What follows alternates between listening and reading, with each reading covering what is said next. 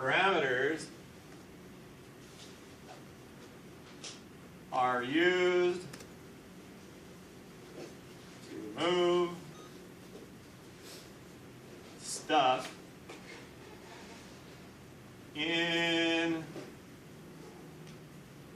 and or out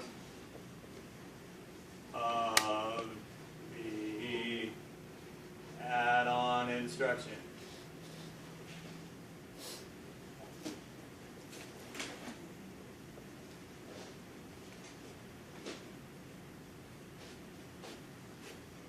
Parameters are used to move stuff in or out of the add-on instruction. Got it. So if you have push buttons that turn the motor on or off, those would be Instructions. an input parameter because you're using it to input information into your add-on instruction. What would be a output instruction for this particular thing?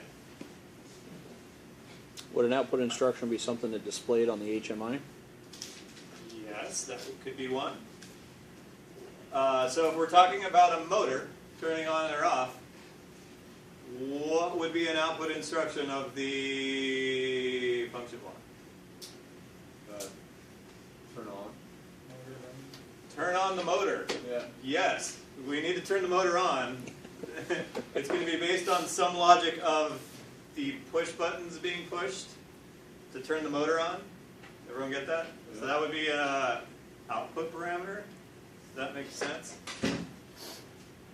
Okay, what if we needed a, okay, that's parameters. There's different types. There's input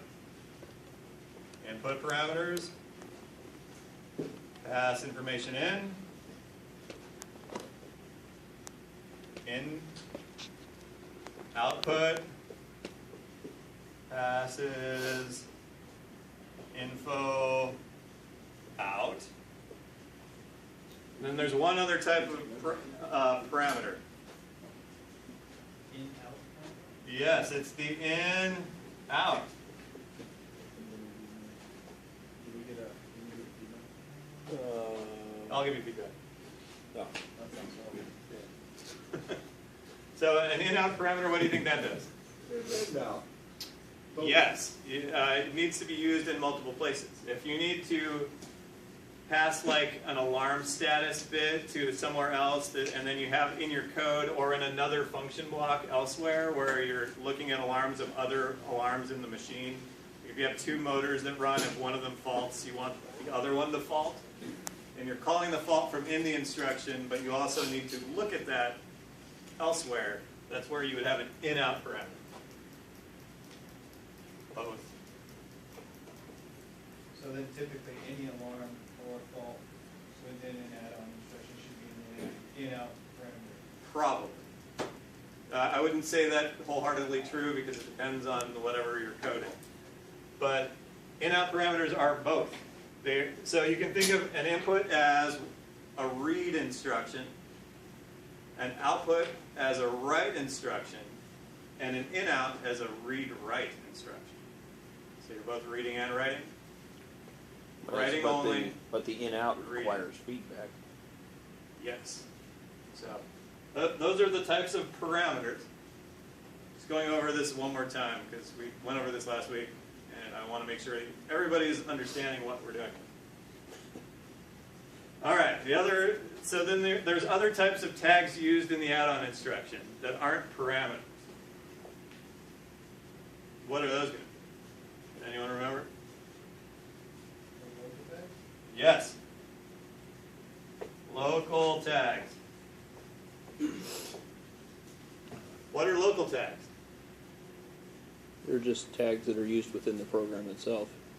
Yes. So inside your add-on instruction, there might be some stuff that comes up that you need a place to store data that you don't necessarily need to pass in or out of the block. Like Like the math computations per se that stay inside the block. Yeah, like the math computation, and as far as a motor operation, you want to make sure that there isn't going, because we're going to be doing motor this week, you don't want to have your fault, because we're going to call the motor, and then we're going to check to see if we have run feedback. If there's not a time delay on the run feedback, Well, then it would fault immediately. it would fault instantly, because there wouldn't be time for, if it was dealing with a contactor, there wouldn't be enough time for the contactor to close, because it would be like instantaneously faulting the second that the motor got called. So would your feedback be, for example, the RPM reading from the VFD controller? or something? Yeah, something. There's an active bit inside there in particular that you can tag to. It's VFD active, so whenever the VFD is not standing by, it would be active. Standing by and not faulted. The active bit would be true. So, local tags are used inside the block